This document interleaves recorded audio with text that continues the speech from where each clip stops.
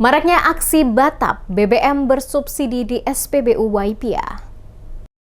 Praktik pengisian bahan bakar minyak atau BBM jenis Pertalite bersubsidi secara tidak wajar atau yang dikenal dengan istilah Batap kembali marak terjadi di stasiun pengisian bahan bakar umum SPBU Waipia, Kecamatan Teonila Serua, TNS, Kabupaten Maluku Tengah. Aktivitas tersebut dikeluhkan warga karena menyebabkan antrian panjang dan menghambat akses masyarakat yang benar-benar membutuhkan BBM bersubsidi. Berdasarkan pantauan di lokasi, sejumlah kendaraan roda 4 dan roda 2 terlihat leluasa melakukan pengisian Pertalite dengan tangki yang telah dimodifikasi agar mampu menampung BBM dalam jumlah besar. Ironisnya, praktik ini seolah dibiarkan tanpa pengawasan ketat dari pihak pengelola SPBU. Tidak hanya kendaraan roda 4, sepeda motor dengan kapasitas tangki besar seperti jenis Standard dan Mega Pro juga kerap digunakan untuk mengisi BBM subsidi dalam jumlah tidak wajar. Bahkan pengisian dilakukan berulang kali oleh kendaraan yang sama sehingga antrean panjang tak terhindarkan dan memadati jalur di sekitar SPBU. Lebih memprihatinkan, pemilik kendaraan roda 2 tampak melakukan pengisian sendiri tanpa adanya pembatasan maupun pengawasan dari petugas keamanan setempat. Kondisi ini memicu keresahan warga yang harus menunggu berjam-jam untuk mendapatkan BBM.